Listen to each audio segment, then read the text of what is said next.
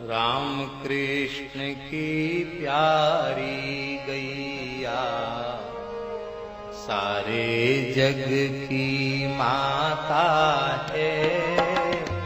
राम कृष्ण की प्यारी गैया सारे जग।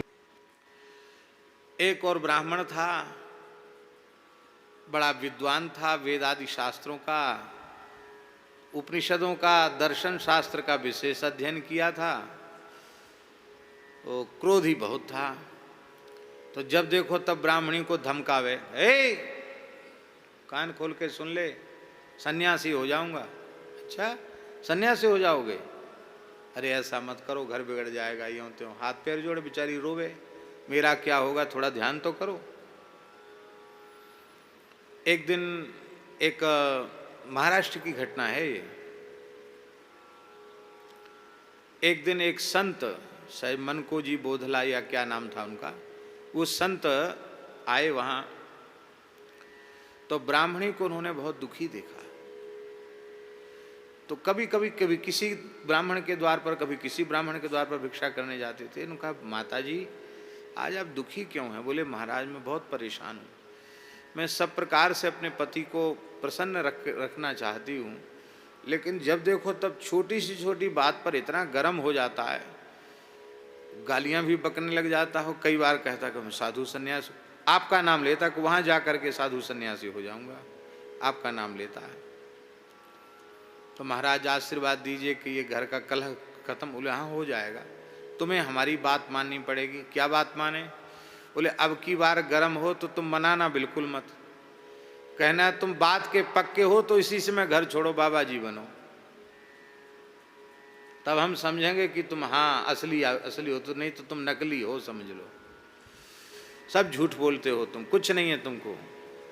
ऐसे बोलना। महाराज में पतिव्रता कैसे बोलेंगे? बोले बोलना शिक्षा के लिए, बाद में हम संभाल लेंगे। बोले अच्छा। अब की बार ऐसे किसी बात पे झगड़ा हुआ।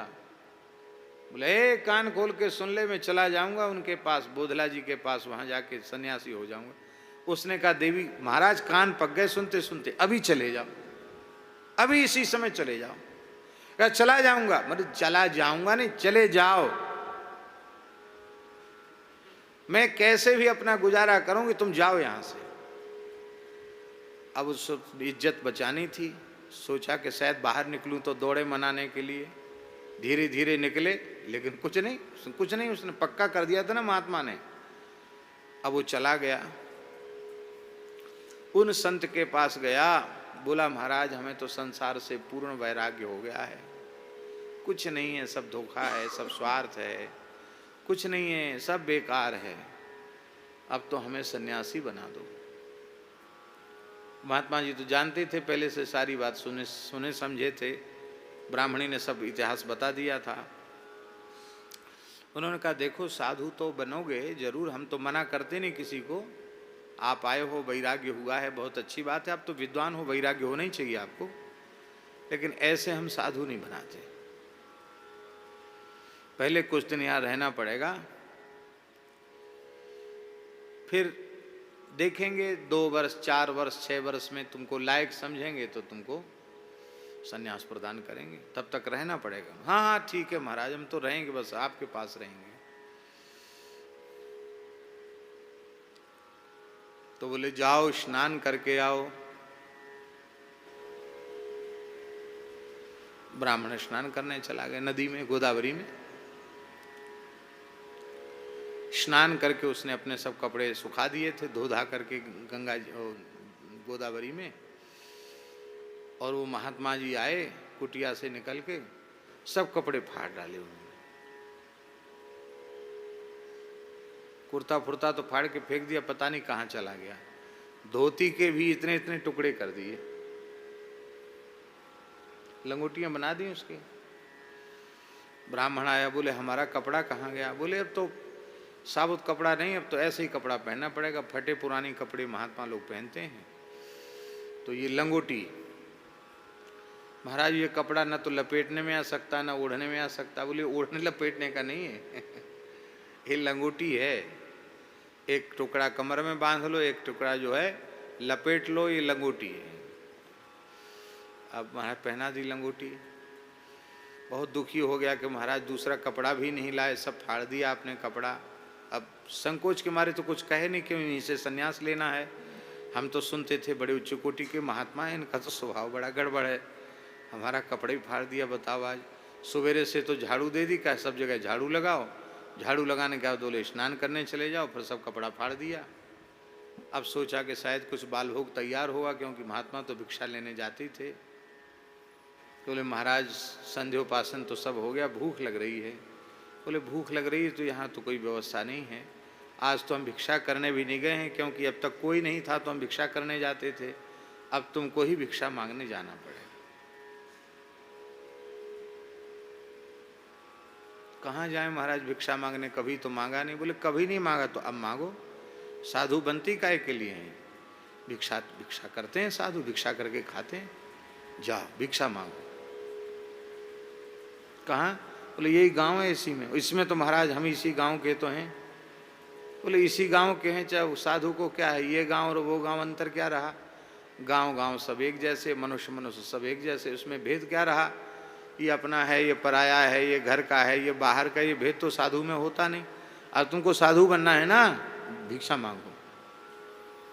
रोने लग गया। बोला महाराज भीख तो नहीं मांगेंगे, भूख भी लग रही, पर मर जाएं पर भीख नहीं मांगेंगे।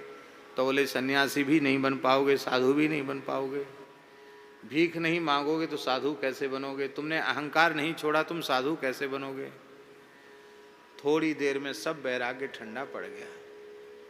बोले आज कुछ खाने को नहीं मिलेगा। बोले नहीं, आज तो भगवान की भिक्षा का समय चला गया, गोदावरी का जल पी के बजा। महात्मा ने भी जल पिया, उनको तो कोई अंतर नहीं पड़ा। दूसरे तीसरे दिन, 3 दिन में तो हालत खराब होगी ब्राह्मण की। अब सोचा अब क्या करूं, घर कौन सा मुंह लेके घर जाऊं, यहाँ रहूं तो यहाँ गुजारा नहीं। ये महात्मा तो विचित्र है, 3 दिन से पानी ही पी रहा, कहता अब कोई नहीं, तुम भिक्षा मांगने जाओ। मैं भिक्षा मांगूं कैसे, यही मेरा गांव है, मेरी घरवाली वही है जिससे झगड़ा होता था, लोग तमाशा देखेंगे, लोग पता नहीं क्या क्या कहेंगे, मैं कैसे सुन पाऊंगा। तीसरे दिन ब्राह्मण रो रहा था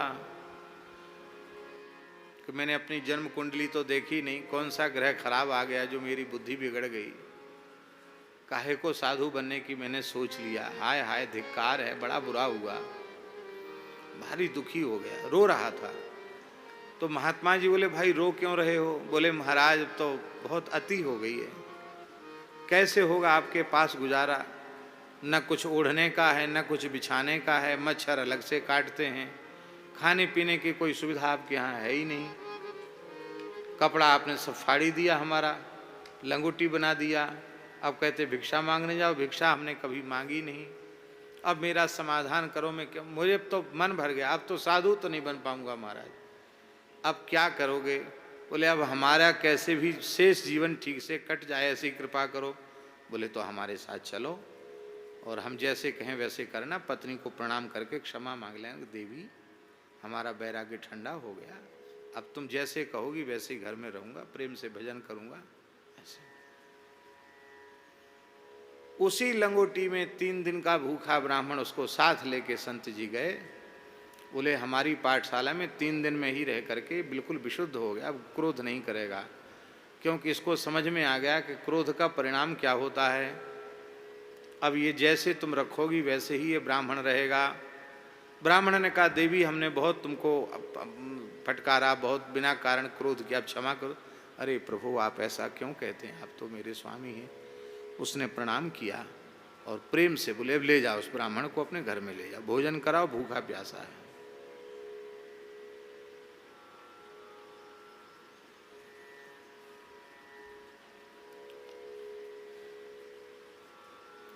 क्रोध अविवेक के कारण ही उत्पन्न होता है। यदि हम अपने विवेक का आदर करें तो हमें क्रोध कभी उत्पन्न नहीं होगा। राम कृष्ण की प्यारी गैया सारे जग की माता है, राम कृष्ण की प्यारी